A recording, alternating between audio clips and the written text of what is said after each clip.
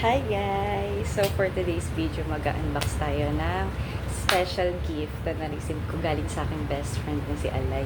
So ito na yung kanyang house blessing gift sa akin. At surprise naman ako na meron pala talaga siya talagang ready na gift para sa akin. So i-unbox na natin. And wala akong idea kung ano to, kaya surprise. Let's see. Ito na siya. Tcharam!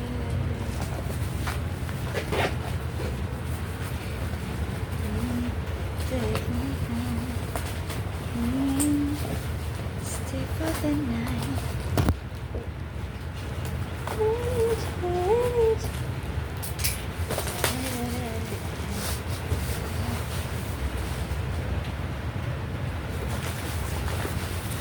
Ooh! Kailangan ko to, guys. Oh my God. Lai, thank you so much. I need this one talaga sa bahay. Ang cute. Food steamer. I got food steamer. Yay! Kasi di pa ako nakakabili nito. Saktong-sakto to talaga sa bahay. And wala rin akong steamer kasi ang ginagamit ko lang pag may mga leftover food kami ay tinatakpan ko lang siya. So wala kaming steamer. Pag iinitin na ng papakulong. So ito na siya. Ang cute. 1 layer steamer. Food steamer. Box natin ang kanyang wire. Ayan. Cute lang din yung wire na. Ayan. Cute naman ito.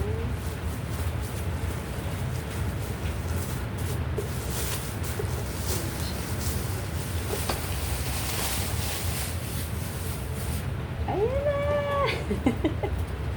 Ang cute! Minimalist food steamer. Ayan siya.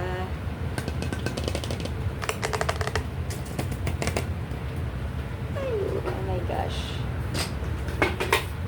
So, when I opened it, meron siyang food steamer manual. Model number XBEC18.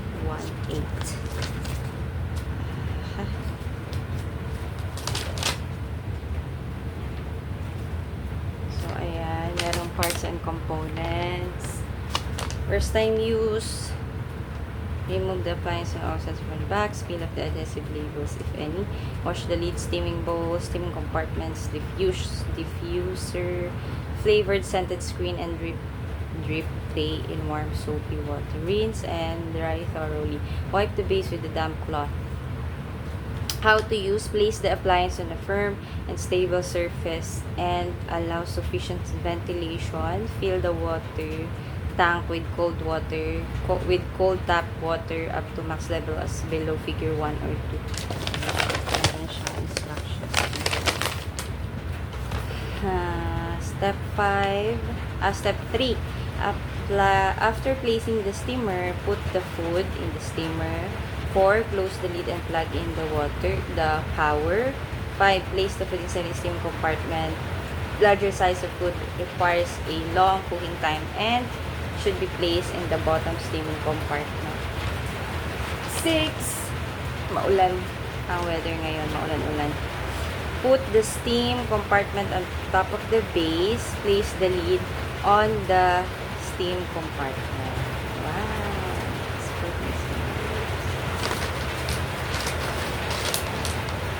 Fish and seafood.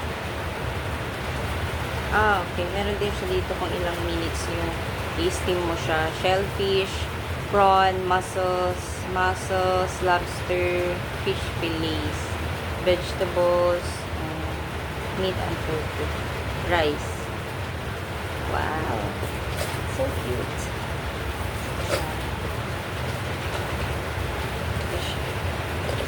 So, ito, dito mo siya lalagyan ng water sa bottom. Meron din siya water measurement. Next layer. Meron siyang ganito. And, nalagay naman natin ito container na isa. So, ito may bad news. Okay. This one.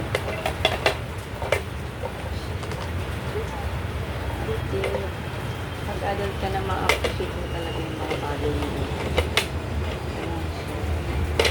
Then, charan! Okay. So, parang 2-layered siya, oh. Ang cute. Okay. Cute niya. Good. Bago na naman tayong appliances. Thank you, Dre, so much. I love you. Thank you so much. Okay, para naman sa gustong bilhin to, magpo-post ako ng link sa aking TikTok shop. So, abangan nyo na lang, guys. Then, share ko lang dito sa Facebook. Charan! Okay. 2-layered food steamer. Thank you for watching.